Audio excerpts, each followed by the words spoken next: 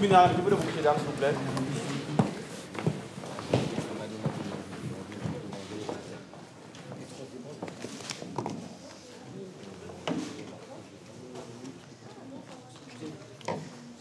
Bien, bonjour à tous. L'audience est ouverte, vous pouvez vous asseoir. Alors, viennent à la barre toutes les personnes concernées par le dossier.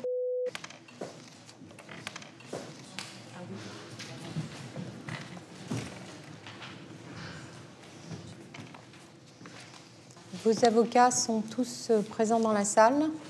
Oui. Bien.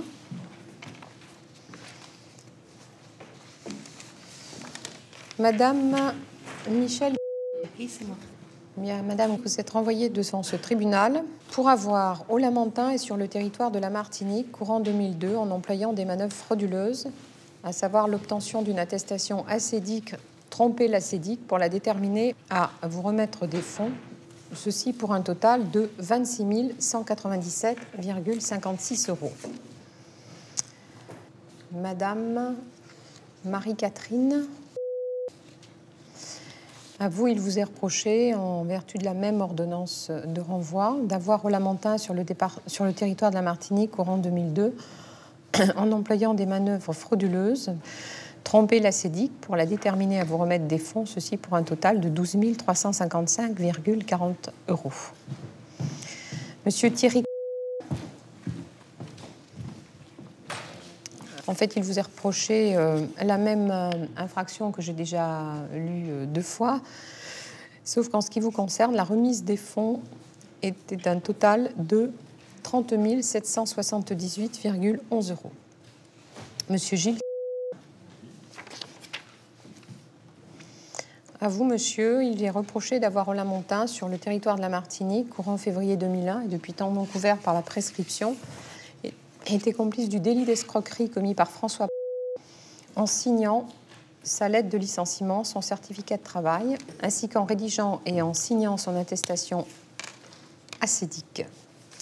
Alors, vous allez vous asseoir devant vos avocats, le temps que je rappelle, en les résumant, les faits qui vous sont reprochés, sachant que l'acteur principal du film, si je puis m'exprimer ainsi en ces circonstances, M. François, qui était lui poursuivi pour un certain nombre d'infractions, est décédé assez récemment, et que vous jouez plutôt dans cette procédure les seconds rôles, ce qui n'enlève rien à la réalité des infractions qui vous sont reprochées et au fait que vous restiez prévenu. Bien, alors, cette affaire a vu le jour sur le plan judiciaire, s'entend, du fait d'un courrier envoyé le 13 mars 2003 par la Caisse générale de sécurité sociale de Martinique au procureur de la République de Fort-de-France, dénonçant des faits de travail dissimulé qui mettait en cause la SARL Bowling de la Martinique et qui concernait 4 salariés. Alors, la SARL Bowling de la Martinique a été créée à l'initiative de M. François. Alors, un certain nombre de difficultés sont apparues qui ont fait l'objet de procédures civiles ou commerciales et qui n'intéressent pas directement, ou en tout cas qui n'intéressent plus directement aujourd'hui le tribunal correctionnel, en raison du décès de M. On aurait pu s'y intéresser s'il comparaissait, mais ce n'est pas le cas.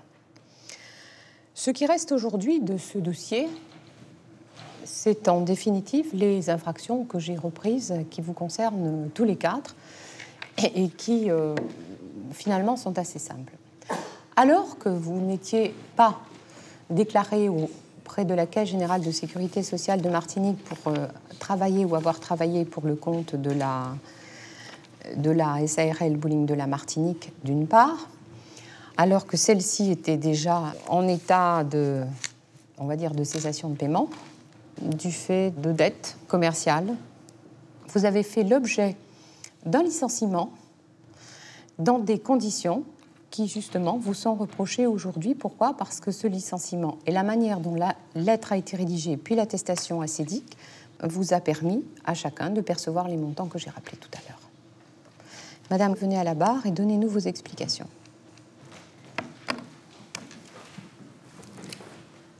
Oui. Je sais pas. On vous écoute, madame. Je viens de résumer les faits qui vous sont reprochés. Est-ce que vous les reconnaissez? Si vous ne les reconnaissez pas... Non, pour moi, j'étais déclarée, pour moi. Ouais. Non, ce n'est pas le fait d'être déclaré ou pas déclaré qu'on vous reproche. Ouais. C'est le fait d'avoir accepté de produire auprès de l'ACEDIC une attestation destinée à l'ACEDIC et une lettre de licenciement rédigée par votre mari. Oui, la même chose, même explication pour les deux autres personnes. Moi, j'ai effectivement... mon mari a signé pour moi, mais j'ai... Votre mari a signé? Oui. Oui. Mais vous saviez qu'il moi, avait... si vous voulez... Monsieur, alors, sur ces infractions, je vais être très précise. Ouais. Votre mari reconnaît avoir fait défaut. Il l'a reconnu dans ses auditions. Ouais. Et en enquête et devant le juge d'instruction. Ouais, moi, j'ai pas regardé les signatures. En plus, je faisais confiance à mon mari. Donc... il a signé pour moi. Bon, pour moi, c'était pas quelque chose de grave qu'il signe pour moi, quoi. J'ai pas regardé. Moi, je signe ça. Bon. Et vous envoyez ça à la CEDIC sans regarder? Oui, j'ai pas fait attention, c'est vrai. Ouais. Depuis, vous avez eu l'occasion de voir la pièce? Oui, on me l'a montré. Vous avez vu qu'elle était. Vous en aviez quand même pas gardé un double pour vous? Non, j'ai plus rien en papier, moi. Vous avez remis une attestation, une lettre de licenciement à la CEDIC sans en garder de double? J'ai plus rien. En plus, quand j'ai déménagé, je suis rentrée en métropole après. Non, mais je ne parle pas des 2 dernières années. Les faits datent de 2000 et quelques. Je ne me rappelle plus, en plus. Ça fait 10 ans, je ne me rappelle plus exactement. Bon, votre position aujourd'hui, c'est de dire c'est mon mari qui m'a remis la lettre de licenciement et l'attestation acédique. Ça n'est pas contesté. Il le dit. Oui. Et vous dites votre moyen de défense aujourd'hui... J'ai pas regardé, je savais pas, j'ai remis à la CEDIC. Je peux pas dire autre chose parce que je crois que j'ai pas regardé, sincèrement. J'ai pas regardé les lettres, les signatures en bas. Sincèrement, j'ai pas regardé. Moi, j'ai remplir les petites cases là, puis c'est tout, quoi. Vous saviez quand même que ces documents, la lettre comme l'attestation, allaient vous permettre de percevoir des indemnités? Mais oui, mais pour moi, c'était un licenciement normal. On est expulsé. Donc, j'avais rien d'extraordinaire. J'étais à la sécurité sociale, j'avais été opérée. Donc, alors, parlez-nous un peu de la SRL Bowling de la Martinique. Oui. Vous saviez quand même que votre mari avait quelque chose à voir avec cette société? Bowling de la Martinique, oui. D'accord. Oui. Donc, qui vous remette la lettre de licenciement et l'attestation acédique n'est pas anormal puisqu'il est gérant. On est d'accord? Je sais rien. Vous n'avez rien? Non, mais je vous le dis, c'est pas anormal. Et vous n'allez pas jusqu'à vérifier qui est la personne qui établit ce document et qui le signe? Non, je sais pas. Donc vous ne lisez, vous ne lisez rien, vous ne vérifiez rien? Non, mon mari avait l'habitude de faire toujours les papiers. Mais d'accord, madame. Donc ça fait 40 ans que j'allais être mariée. On ne va pas aujourd'hui, monsieur François est décédé, hein? On ne va pas, non, je parle d'accord, faire comme s'il était seul responsable de tout dans ce dossier. Bien. Il a sa part, vraisemblablement, au regard en tout cas des pièces qui sont dans la procédure, mais prenez aussi les uns et les autres vos responsabilités.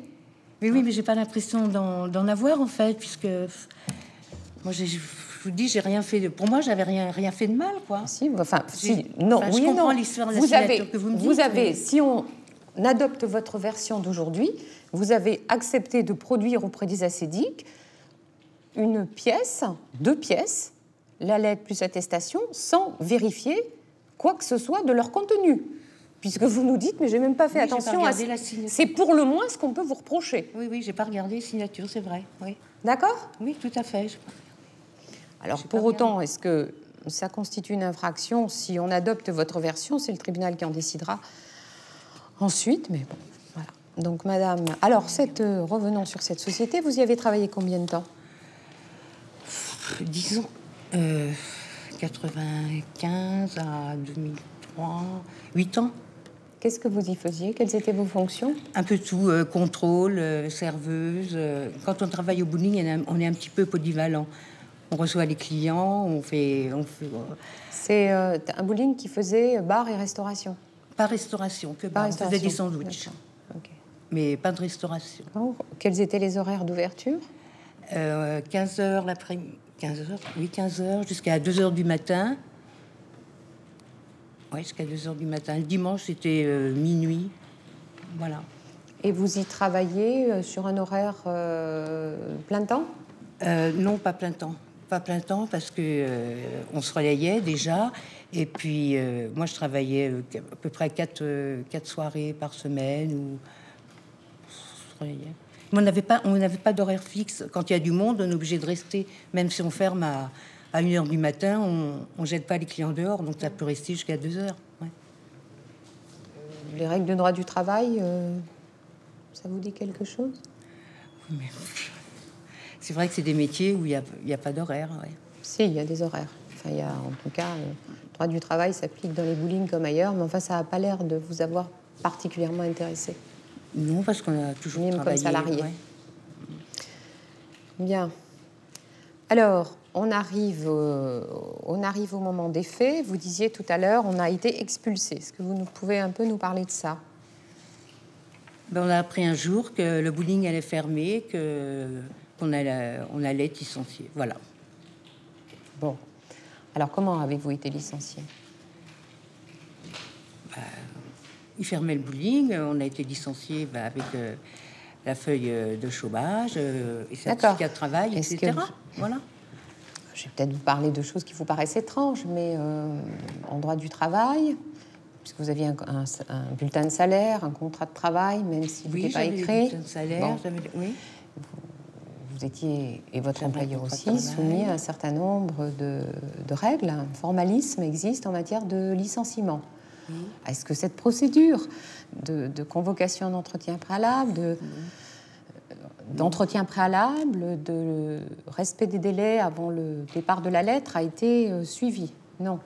Non, on a été prévenus comme ça. Et puis alors, la lettre de licenciement, vous l'avez reçue dans quelle... et l'attestation acédique, vous les avez reçues dans quelles conditions? Vous ne vous rappelez plus? Les feuilles d'acédique, c'est mon mari qui me les a données. Ouais.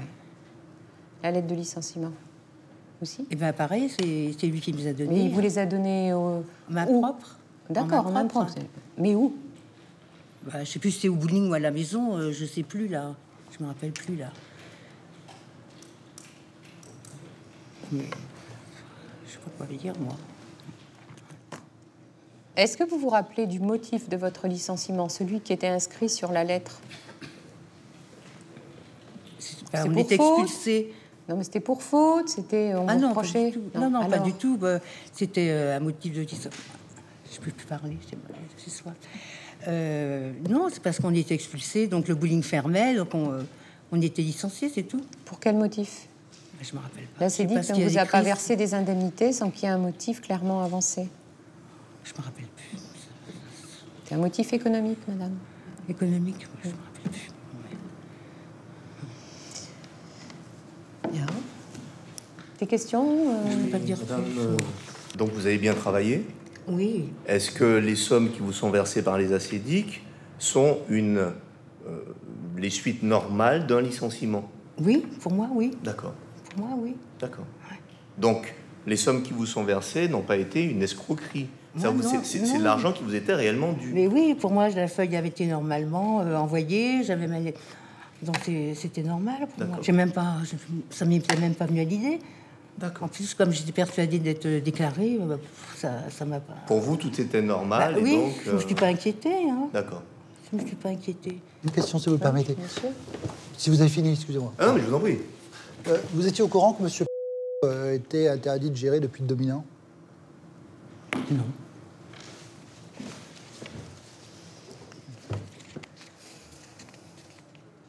Il a été condamné à 3 reprises, votre mari, pour des faits de fraude fiscale, de faux et d'escroquerie. Sur le plan pénal, et à ce titre, il avait fait l'objet d'une interdiction professionnelle pendant 5 ans. Donc de gérer. Alors, vous avez l'air C'était quelle année? étonné, 2001. Vous avez l'air étonné quand on vous dit cela. Vous ne saviez pas que votre... Qu'il avait 3 condamnations, non, je ne savais pas. À la gendarmerie, j'ai appris qu'il y en avait une, parce qu'ils me l'ont dit, mais je ne savais pas pourquoi c'était. Et mon mari me tenait pas au courant de ses affaires, je n'avais pas le droit. Alors... Vous n'étiez pas au courant quand votre mari passait devant un tribunal, était jugé? Si, une fois, c'est ce que je dis, une fois, mais 3 fois, non, je ne savais pas. Et que depuis, il n'avait plus le droit de gérer? Le gérer, non. Ça, par contre... Jamais j'avais le droit de me mêler des affaires. Je ne sais pas quoi dire d'autre. Hein. Votre casier judiciaire ne porte trace d'aucune condamnation, madame? Non. Quel était votre parcours professionnel depuis ce licenciement? J'ai pas travaillé. Vous n'avez Je pas me suis inscrite retravaillé. à la NPE. Et puis, j'allais... Mais j'étais trop âgée, apparemment. Et donc, j'ai pas retravaillé. Donc, vous avez vécu de vos indemnités acédiques? Pendant un an Pendant un seulement, an. oui. Votre mari en a-t-il perçu? François, est-ce qu'il en a perdu? Lui travaillait après... Je crois pas qu'il ait... Non, il en avait pas. D'accord. Il est rentré avec vous en métropole? Non, en fait, on était partis pour l'accouchement de ma... J'arrive plus à parler. Pour l'accouchement de ma fille au mois de novembre. Et mon mari s'est retrouvé à l'hôpital.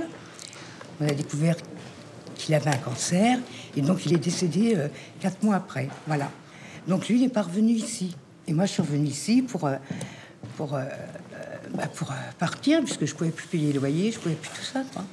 Donc, je suis retournée dans ma famille en métropole. D'accord. Asseyez-vous, madame. Pardon. Madame Marie-Catherine. Bien. Les questions que je peux vous poser, les observations que vous pouvez faire concernent exactement le même objet. Alors, qu'est-ce que vous pouvez nous dire aujourd'hui sur votre travail au sein de la société Bowling de la Martinique, sur les conditions dans lesquelles vous avez été licencié, sur les conditions dans lesquelles on vous a remis l'attestation acédique et la lettre de licenciement, et enfin les conditions dans lesquelles vous les avez soumises à l'acédique pour percevoir des indemnités? Moi, j'ai été embauchée en tant que barman, serveuse. De quand à quand vous avez travaillé? Nous, c'était 94 jusqu'à 2002, 2003, je ne sais plus exactement. Donc vous avez été embauché dès l'achat du bowling parce qu'ils ont fait les travaux par votre père. Pour remettre tout en route. Et moi, je travaillais en métropole et puis bon, je suis arrivée dans la foulée derrière. Et vous y restez jusqu'à votre licenciement? Voilà. En qualité de serveuse? Oui, c'était, comme m'a dit ma maman, c'était assez polyvalent parce que bon. Mais moi, c'était plus la salle et le bar, mon rôle. D'accord. Vous saviez que vous n'aviez pas fait l'objet de déclaration à la Caisse générale de sécurité sociale en qualité de salarié et que vous, du coup, vous n'aviez droit à aucune indemnité, notamment en cas d'arrêt maladie? Moi, j'étais persuadée d'être déclarée. Je travaillais à temps complet. Les horaires, on les comptait pas. Les vacances non plus. mais si vous voulez, moi, je faisais complètement confiance à mon père. Jamais ça me serait venu à l'idée qu'il m'aurait pas déclarée, qu'il m'aurait pas protégée. Jamais j'aurais pensé ça. Comment dirais-je? Et maintenant que vous le savez, qu'est-ce que vous en pensez? J'ai de la haine. Pardon? Si c'est vrai, c'est de la haine. J'ai de la haine contre mon père maintenant. Si c'est vrai, s'il ne m'a pas déclaré, j'ai de la haine contre lui. C'est pas facile. C'est pas facile. Je me sens trahie. Vos horaires de travail étaient variables? Non, c'était fixe. Moi, je travaillais la nuit. Je travaillais de 19h jusqu'à la fermeture.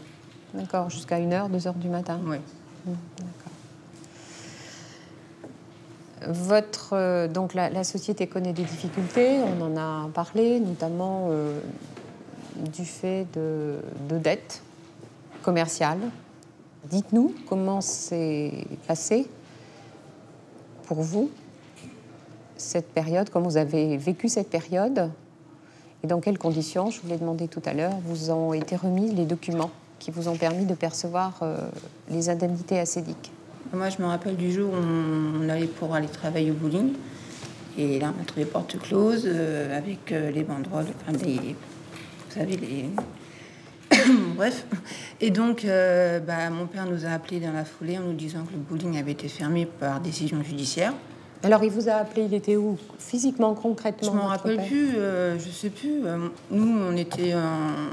Pas dans le bowling, puisqu'il était... Non, on était rentrés chez nous, et puis on a appelé mon père pour dire que le bowling était fermé, qu'il y avait des scellés, et qu'on ne pouvait pas rentrer, quoi. Et donc, il vous appelle, et puis... Honnêtement, je me rappelle plus vraiment de la conversation, mais bon, après, ça, je me rappelle plus beaucoup de cette période-là, parce que c'est loin, et puis c'est vague, quoi. Parce que moi, si vous voulez, quand mon père disait quelque chose, on le faisait d'office. On réfléchissait pas, on le faisait. Sinon, ça faisait des histoires pas possibles. Donc, on faisait ce qu'il disait, quoi. Et puis, pour la remise de papier, il me l'a remis en main propre. Mais je crois qu'on était chez nous, il me semble, qu'il nous l'a déposé à la maison. Pour qu'on aille aux acédiques déposer les papiers. Et c'est vrai que comme ma mère, j'ai pas du tout regardé la signature, j'ai pas ouvert l'enveloppe. Et quand je suis arrivée aux acédiques, j'ai pris ce qu'il y avait dans l'enveloppe et j'ai donné à la dame. Sans faire de faux, sans regarder, sans j'ai faire pas de regardé. faute. Je faisais confiance à l'époque à mon père. C'est moi, depuis que je travaille pour mon père. J'ai commencé à travailler pour lui à 19 ans quand on était au bowling de Tours. J'ai jamais, si vous voulez, c'est difficile pour moi parce qu'en fait, si vous voulez, il a toujours été mon père et mon patron en même temps. Donc moi, je ne discutais même pas, je faisais ce qu'il me disait. Et jamais, je vous dis, je faisais complètement. Quand vous avez récupéré ces documents dont vous dites ils étaient sous enveloppe.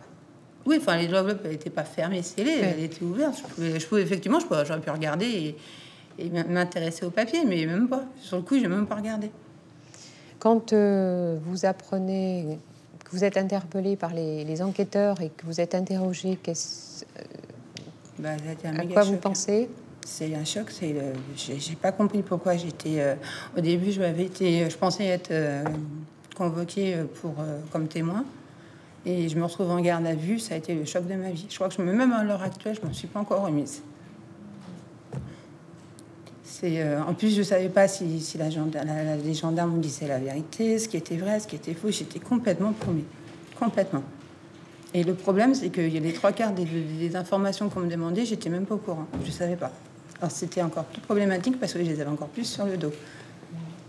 Bien, sur les faits des questions, monsieur le procureur. Une question, madame, vous avez été licenciée? Est-ce que vous avez été licenciée? Oui. Vous avez eu un chèque de licenciement? Non. J'ai été au SACIDIC et ça a compté. J'ai eu après le remboursement de la SACIDIC. Mais du fait d'un licenciement, vous avez normalement... Enfin, c'est pas les acédiques qui payent le de tout compte. licenciement. Oui, non, mais je voulais dire... Un solde de tout compte, un Oui, chèque mais le pour solde de tout compte. Mais en même temps, il y a une procédure économique. Oui, c'est ça. Dans le cadre d'une procédure économique, vous aviez le droit à des indemnités. Je savais pas. Donc vous n'en avez pas eu? Bah non. Non, bon. Pas d'autres questions. Des questions? Moi, j'ai une question, oui, s'il vous plaît, Madame le Président. Alors, je voudrais que vous précisiez, Madame, vous avez dit que vous pensiez être déclarée, et d'ailleurs, vous avez indiqué dans le cadre de l'instruction que vous êtes tombée enceinte. Oui.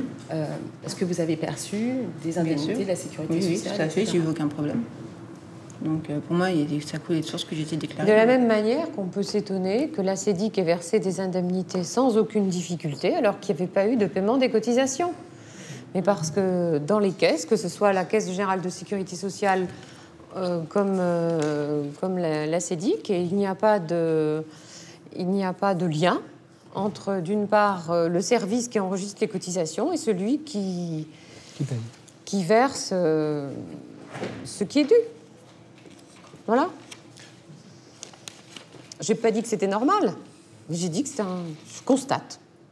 Les deux services ne sont pas en lien. Et c'est pour ça que Madame pensait être affiliée aux organismes à juste titre. Oui, je comprends bien le sens de votre question, mais c'est d'une grande banalité. Voilà. Ce mode de fonctionnement. Hélas. J'avais encore une question, simplement. Oui. C'est une question que j'ai posée tout à l'heure à votre mère. Vous saviez que votre père était interdit de gérer depuis 2001? Non. Vous ne saviez pas qu'il était passé devant le tribunal correctionnel, non, etc., etc.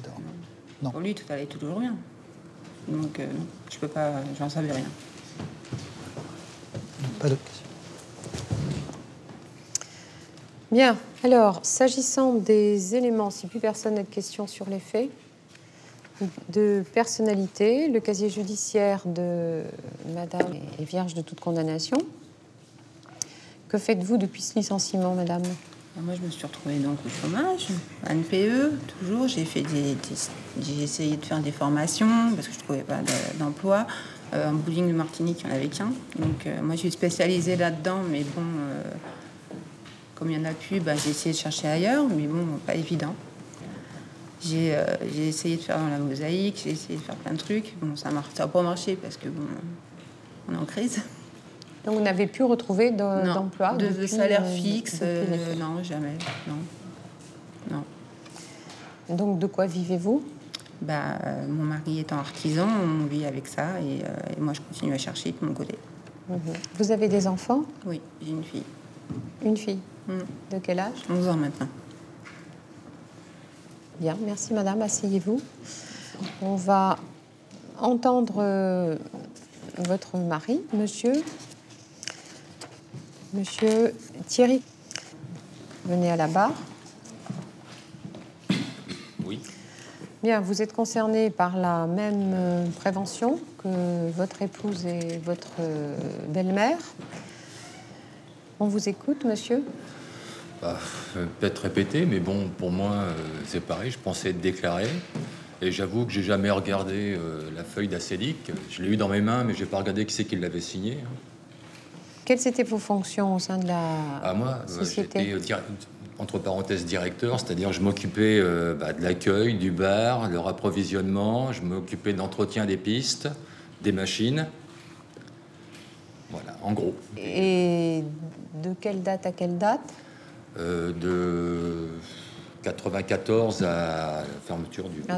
En 2003. 2003. 2003 ou 2002, je ne sais plus. 2003. Vous avez fait l'objet, comme les deux personnes qu'on vient d'entendre, d'un licenciement. Vous nous relatez les conditions dans lesquelles ce licenciement est intervenu? Je me relate surtout que mon beau-père m'avait appelé en me disant « Je suis passé au bowling ce matin, il est fermé ». C'est là qu'on a appris qu'il y avait que le bowling avait été... Donc, c'est passé quelque temps et le licenciement, bon, après, je l'ai revu avec ma femme. Il m'a donné mon contrat de travail. Et puis, il vous remet votre contrat de travail au moment du licenciement? Oui, avec... C'est plutôt en début qu'on met un contrat de travail. Mais... Non, pas le contrat, le certificat, excusez-moi. Le certificat de travail. Voilà, c'est moi qui m'exprime mal, excusez-moi. Oui. Certificat de travail. Tout à fait. La lettre de licenciement. Voilà. Et l'attestation d'Acédic. Oui. Voilà. Vous les avez déposés ou vous les avez envoyés, ces non, pièces? Je me suis déplacé. Vous êtes déplacé. Ici, on se déplace. Vous les remettez aux Acédic et vous ne voyez pas que c'est signé Je ne sais pas, moi, le document, il est signé, j'ai pas fait gaffe. Excusez-moi, ce qui était marqué dessus, quand je l'ai donné, la feuille, j'ai fait les photocopies de tout ce qu'on me demandait, on m'a fait les photocopies. Donc vous avez fait des photocopies quand même. Vous en avez gardé des photocopies, j'avais mes papiers, j'ai remis aux Acédic les photocopies normalement de comment ça s'appelle, de mes fiches de paye, de tous les documents qu'on me demandait, oui.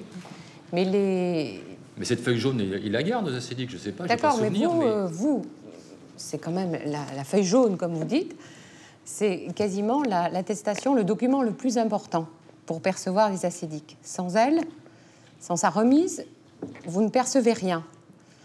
Donc c'est ce qu'on appelle un moyen de preuve et qui vous ouvre des droits d'une extrême importance. Et vous n'en gardez pas de photocopie? Je ne savais pas qu'on en gardait une photocopie, je suis désolé. C'est une feuille jaune. Non, mais vous n'avez pas été désolé. Je m'étonne simplement que vous n'en ayez pas gardé de photocopie, tout comme votre épouse et votre belle-mère. Elle est censée être remise aux Acédic. Je ne vois pas pourquoi je la garderais. Je n'ai pas dit que vous étiez censé la garder. Je dis que je m'étonne juste que vous n'en ayez pas conservé une photocopie pour le cas où l'Acédic égare la pièce et vous ayez la possibilité d'avoir la preuve de montrer que cette pièce existait, c'est tout. C'est une photocopie. Vous n'êtes pas curieux les uns et les autres, hein? Non, mais curieux de garder une feuille, je ne sais pas. Non, mais vous n'êtes... non seulement vous ne gardez pas la feuille, ce ne serait pas forcément un signe de curiosité, mais vous ne lisez pas ce qu'il y a écrit dessus, vous ne vérifiez pas par qui elle est signée. Écoutez, ça m'est arrivé de me faire licencier et j'ai jamais vérifié, quand j'étais en métropole, la signature de la personne. Quand on vous remet une feuille jaune qui est par le secrétariat de l'entreprise...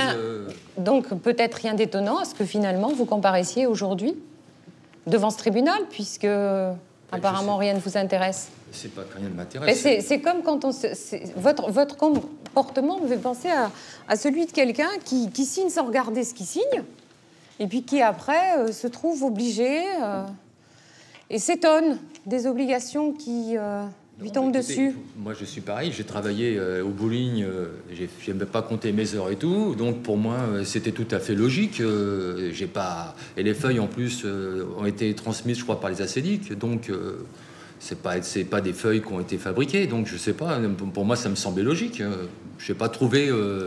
Non mais attendez, qu'il soit logique qu'à l'issue de plusieurs années de travail et d'un licenciement pour motif économique, on vous remette un certificat de travail, l'attestation destinée à l'acédique et une lettre de licenciement, d'accord.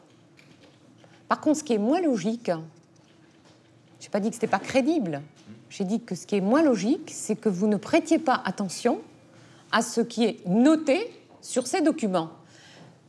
Parce que vous ne vérifiez pas qui a signé, vous ne vérifiez pas le montant des salaires qui figure sur l'attestation acédique. Est-ce que vous avez vérifié le montant des salaires qui figure? Est-ce que, monsieur, vous avez vérifié le montant des salaires qui figurait sur l'attestation acédique? J'aurais pu poser la même question. Ah si, ça je regarde. Comme sur une fiche de paie, je regarde le montant. D'accord, alors, en bas.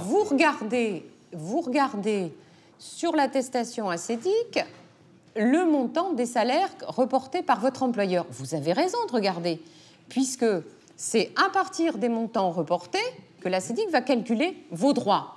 Oui. Vous avez la curiosité de vérifier la réalité des salaires reportés et de ne pas vérifier qui signe cette attestation. C'est étonnant. Non, c'est étonnant. C'est pas étonnant. Mais pour moi, c'est lui qui avait signé, donc j'ai pas regardé la signature. J'ai seulement regardé les montants. Il me semble que sur l'attestation acédique se présente de telle façon que c'est sur la même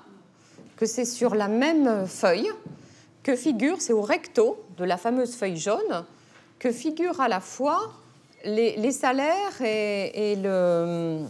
C'est sur deux pages différentes. C'est la copie du dossier. Ça, c'est les salaires. Et ensuite...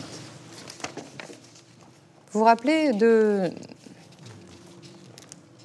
Non. C'est la deuxième page. Il faut tourner. C'est pas sur la même page. Donc, vous lisez la page 3... Sommes versées à l'occasion de la rupture. Il y a quand même eu des sommes versées à l'occasion de la rupture, notamment une indemnité légale de licenciement. Vous l'avez reçue, l'indemnai légale de licenciement? Non. Parce qu'il est noté que vous percevez, là, je vois 2 499 €. J'en ai jamais vu la couleur. Bon, on relève quand même que la feuille sur laquelle figure, le feuillet sur lequel figure le montant des salaires, ça, vous le regardez. Comme sur une fiche de paie, je regarde le montant en bas. Alors, monsieur, votre casier judiciaire ne porte trace d'aucune condamnation. Pour en venir aux éléments de personnalité, on sait par votre épouse que vous avez un statut d'artisan actuellement. Auto-entrepreneur. Auto-entrepreneur. Ouais. Et dans quelle branche d'activité? Un peu le bâtiment, je veux dire, dans la construction de decks, je dirais de carbet. Je fais des choses voilà, dans ce style-là, dans tout ce qui est bois. Voilà. D'accord. Depuis combien de temps? Je fais ça depuis 5 ans maintenant. D'accord. Vous avez perçu les indemnités acédiques et puis vous avez créé votre entreprise? J'ai été obligé de me retourner pour faire vivre ma famille, donc j'ai fait différents petits boulots au départ, et puis après j'ai essayé de trouver quelque chose de plus stable pour subvenir aux besoins de ma famille. Vous avez créé cette entreprise. Quel est votre bénéfice annuel? Pas terrible. Mais encore? J'arrive à toucher à peu près entre 1200 et 1500 € par mois, voilà. Bien, des questions sur la personnalité non plus? Asseyez-vous, monsieur. Alors, on reste à monsieur Gilles. Venez à la barre. Oui. Alors, vous n'êtes pas... Bonjour, monsieur. Vous n'êtes pas du tout concerné par la même infraction que les autres. En Oui. tout cas, pas tout à fait dans les mêmes termes. Dites-nous quels étaient vos liens avec monsieur respectivement avec la SARL Bowling de la Martinique.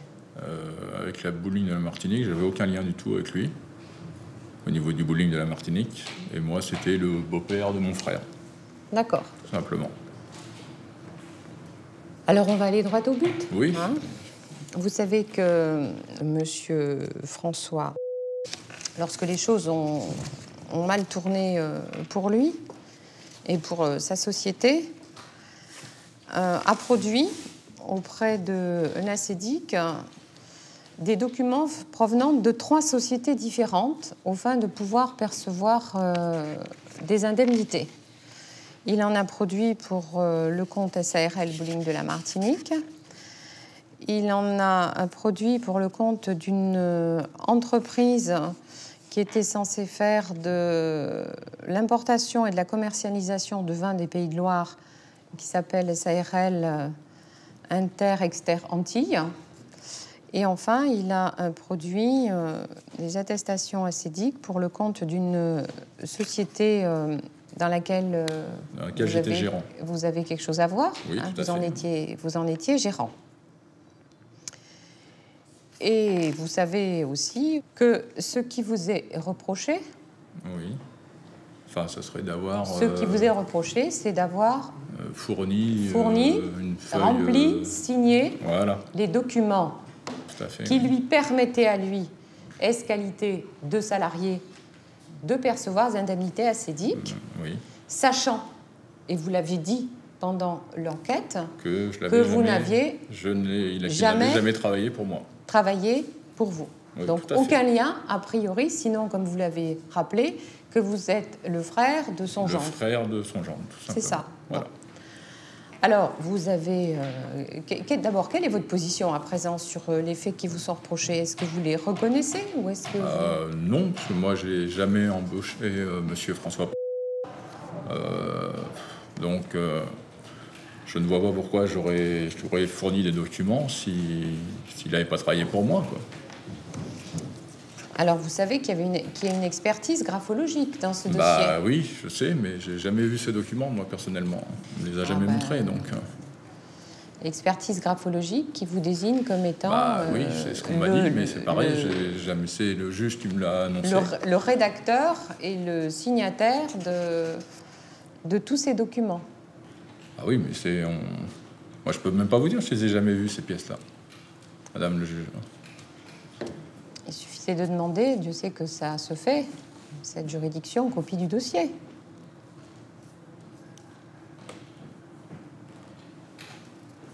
Voilà. Parce que vous avez un avocat. Je n'ai pas fait la demande non plus, je ne vais pas vous dire le contraire. Je n'ai pas fait la demande, mais... Votre avocat a vu le dossier, elle a dû vous en parler.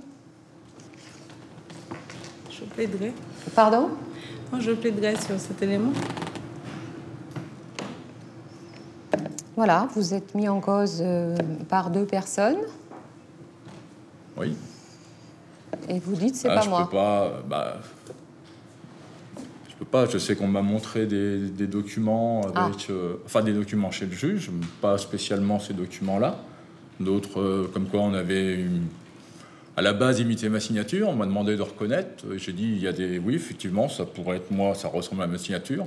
D'autres signatures qui ne ressemblaient pas du tout à ma signature. Bien. Sur les éléments de personnalité, votre casier judiciaire est vierge de toute condamnation. Oui. Depuis que... Alors, vous viviez des activités de ce restaurant, monsieur, à l'époque? Oui, tout à fait, oui. Et, à présent? Et à présent, je suis auto-entrepreneur et je travaille avec mon frère dans le bâtiment. Et quelles sont vos ressources? Dans l'équivalente à peu près à mon frère. Hein. Il y a 15 000, entre 15 000, 17 000, 18 000 par an à peu près. D'accord. Des questions sur la personnalité?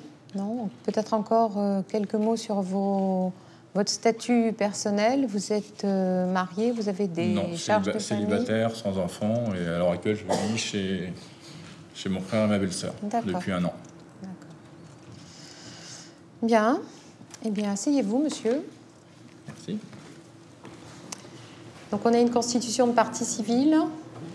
On vous écoute, Maître Mérida. Madame la Présidente, simplement, je substitue Maître Jean-Joseph qui vous demande de recevoir la constitution de partie civile du Pôle emploi et de renvoyer l'examen de cette affaire sur l'intérêt civil.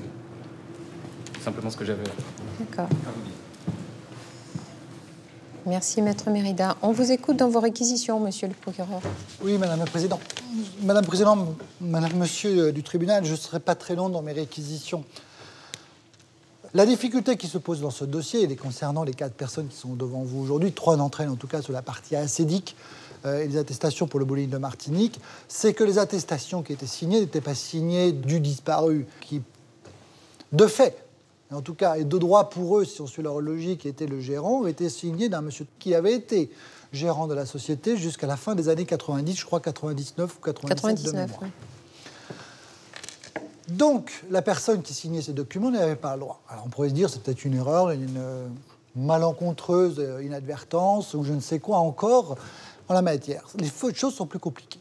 D'abord, on sait que dans toutes les procédures qui concernent la société Bowling, les céréales Bowling de Martinique, tous les documents qui ont pu être produits à l'occasion de procès, des administrations, etc., étaient globalement des faux.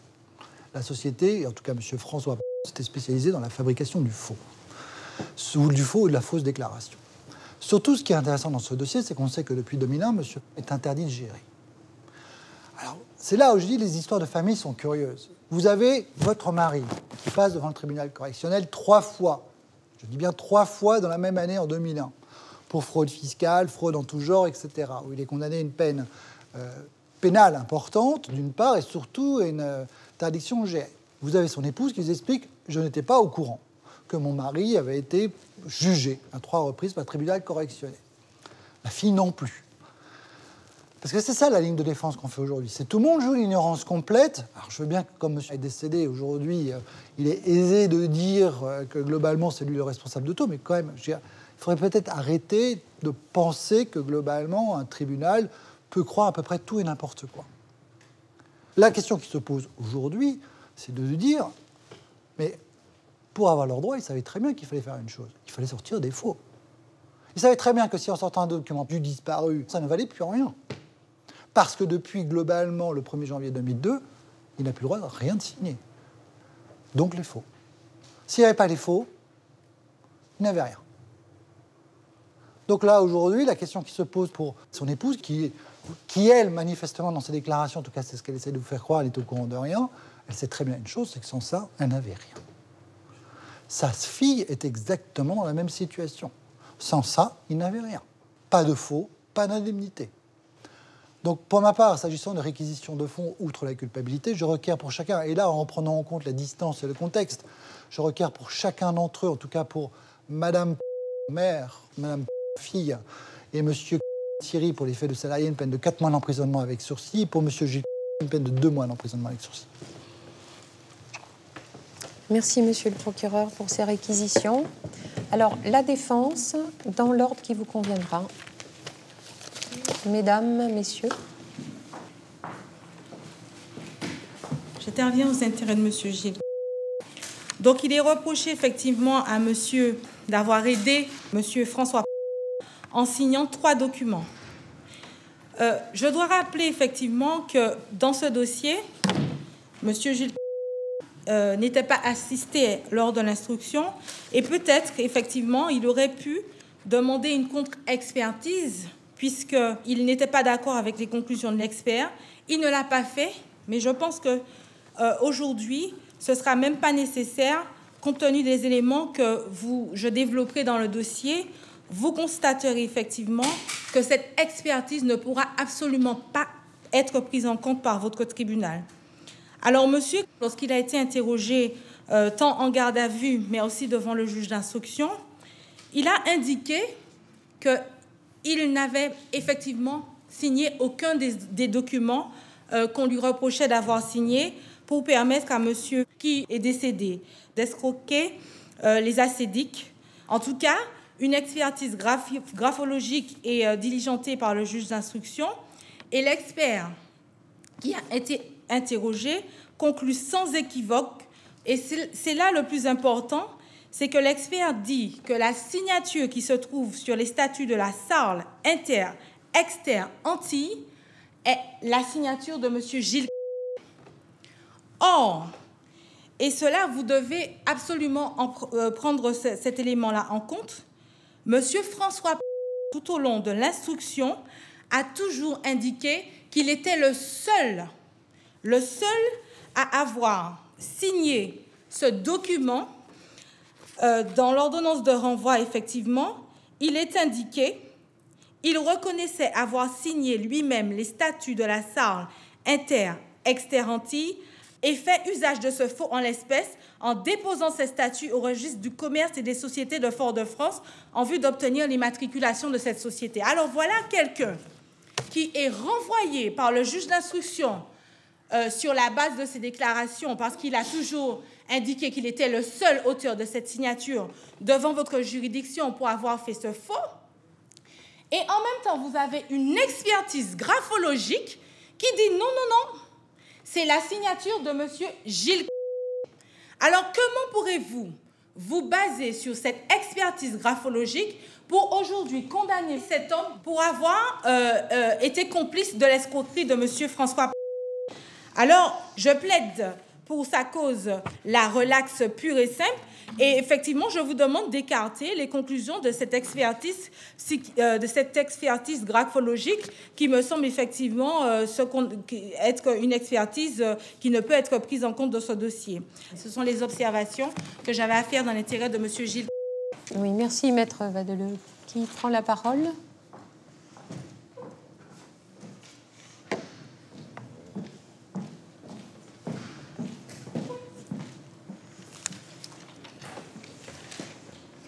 Madame le Président, Madame, Monsieur du tribunal, au terme de l'ordonnance de renvoi devant votre juridiction, pour les faits d'escroquerie au préjudice de la SEDIC, le juge d'instruction a renvoyé Madame pour les faits d'escroquerie, sans démontrer l'élément intentionnel de l'infraction.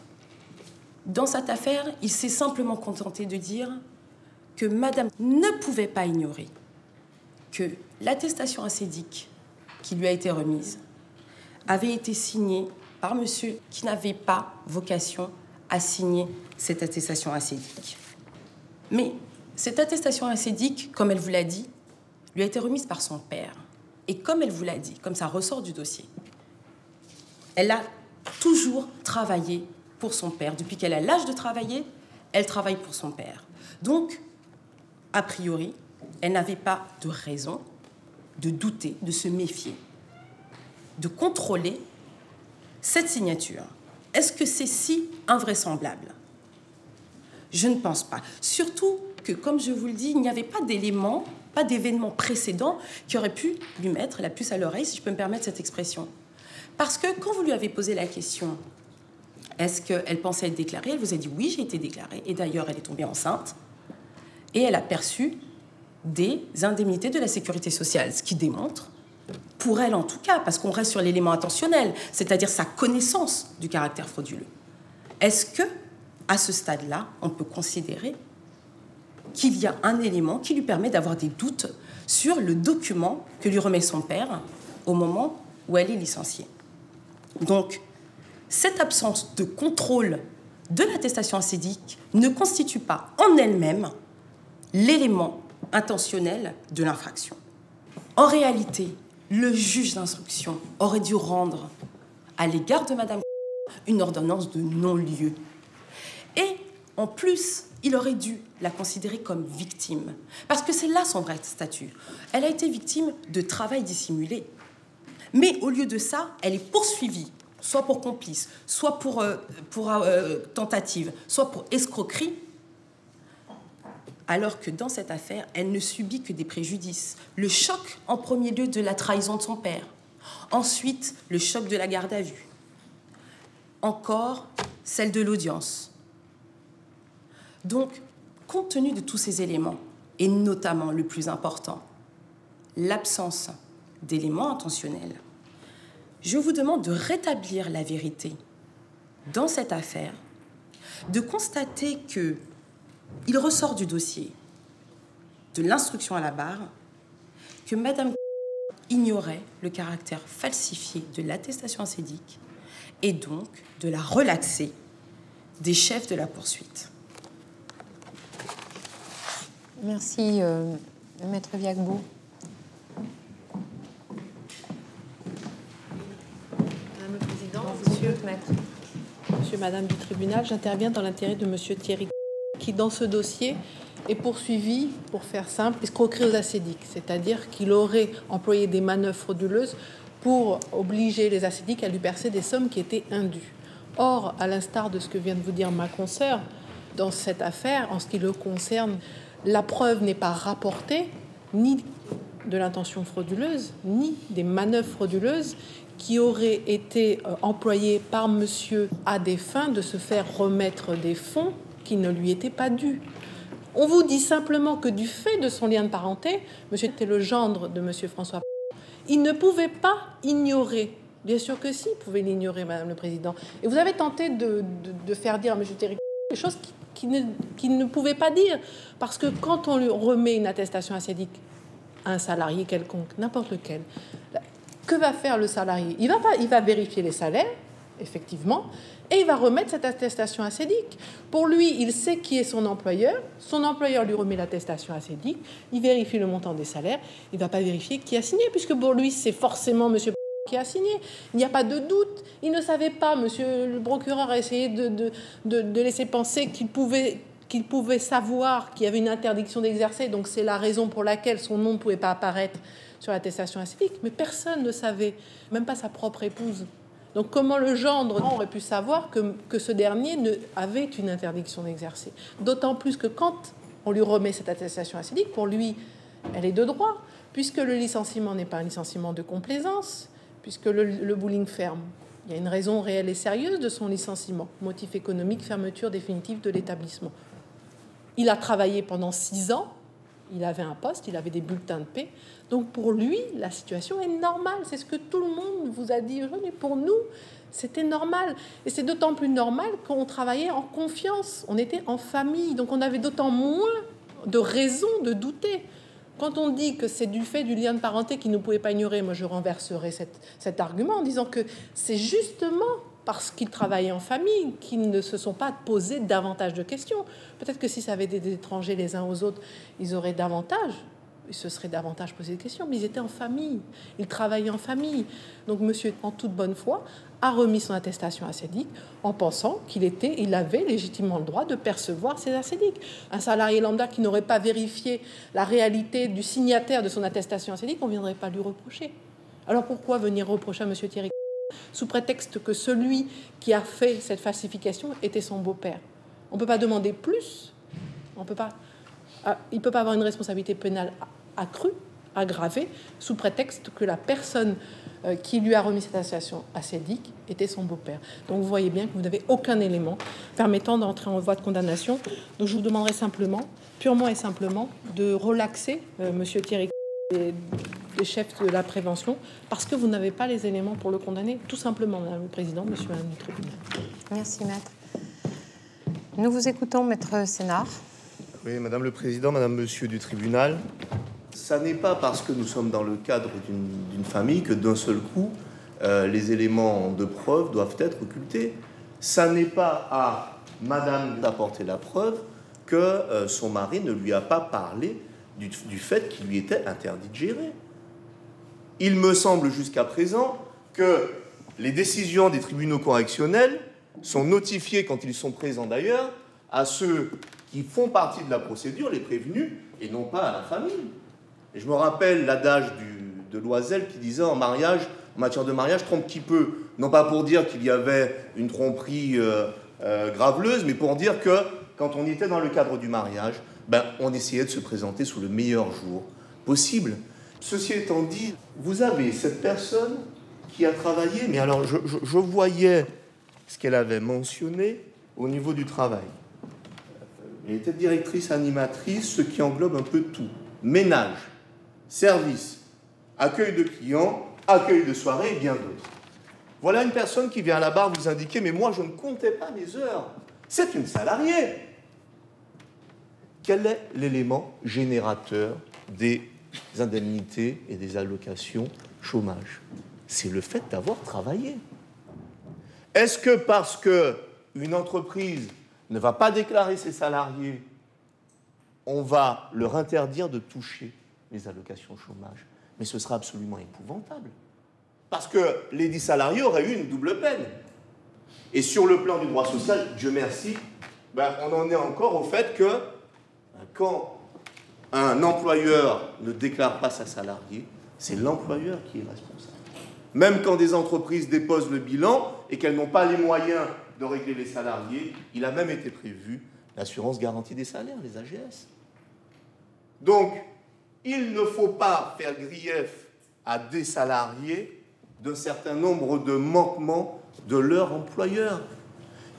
Moi, je vois que j'ai une dame de 63 ans, bientôt ça soit 64, même si ça ne se dit pas, madame, qui a travaillé toute sa vie, qui avait confiance en son époux. J'entendais tout à l'heure qu'on voulait leur faire grief de s'en prendre à quelqu'un de décédé. Moi, j'ai demandé à madame comment est-ce qu'il était. Elle m'a dit, mais il était très bien, mon époux. Il était très bien. J'avais pas de souci avec lui. Et ça arrive. Il y a une multitude de personnes avec des casiers judiciaires dont la famille n'est absolument pas informée. Il y a une multitude de personnes avec un casier judiciaire qui sont de bons époux et de bons pères. Donc qu'on ne vienne pas me faire croire que parce qu'il a 3 mentions sur un casier judiciaire, d'un seul coup, toute la famille aurait dû être informée, et puis qu'on aurait dû se dire, il me donne un papier, bien évidemment, il faut que je fasse expertiser la signature et que je regarde de manière très précise qui est mentionné. Non. Non. Donc, je pense véritablement, et ça n'est pas une faveur que je vous demande, c'est pas au bénéfice du doute, mais c'est avec une analyse juridique du dossier qu'il est possible d'indiquer à Mme ainsi qu'à ses enfants et à ceux qui sont présents ici, purement et simplement qu'eux n'ont pas fauté. Il faut regretter encore une fois le décès de monsieur, mais là, il ne peut rien. Bien, merci, Maître Sénat. Mesdames, Messieurs, est-ce que vous souhaitez, les uns et les autres, faire des observations complémentaires à celles de vos avocats? Non? Bien, alors, les débats sont clos. L'affaire est mise en délibéré après la suspension de l'audience.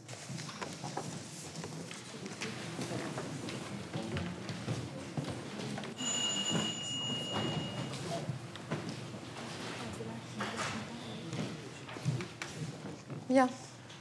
L'audience est reprise.